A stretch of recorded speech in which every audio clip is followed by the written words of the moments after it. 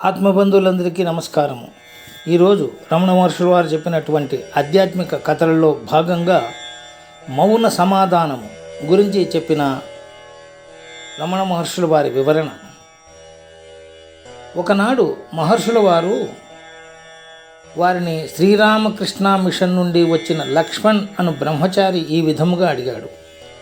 అయ్యా, నేను ఎవరు అని విచారణ చేసినా లేక నేను అని విచారణ చేసినా ఈ రెండునూ ఆలోచనలే. మరి అటువంటప్పుడు ఈ ఆలోచన విధానమును ఏ పద్ధతిలో నాశనము చేయవలను అని అడిగాడు. అందుకు మహర్షుల వారు ఒక కథ ద్వారా అతనికి జవాబిచ్చాడు.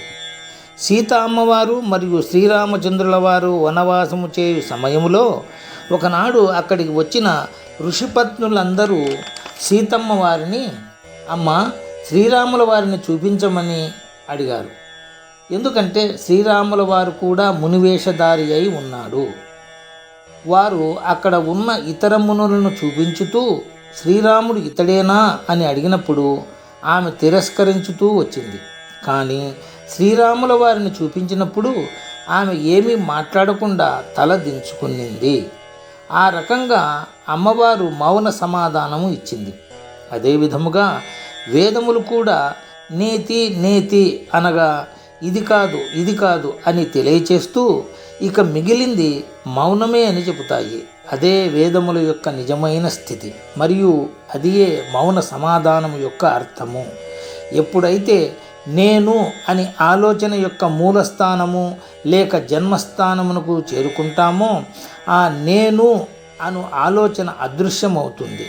అది అప్పుడు అదృశ్యమవుతుందో అక్కడ మిగిలి ఉన్నది ఆత్మ మాత్రమే అని మౌన సమాధానం యొక్క అర్థము శ్రీవారు అర్థమయ్యేటటువంటి విధముగా తెలియచేశారు. శుభం. హరి ఓం. సర్వే జనా సుఖినో భవంతు. సమస్త సన్మంగళాని భవంతు. హరి ఓం. ఓం శాంతి శాంతి శాంతి. హరి ఓం తత్సత్.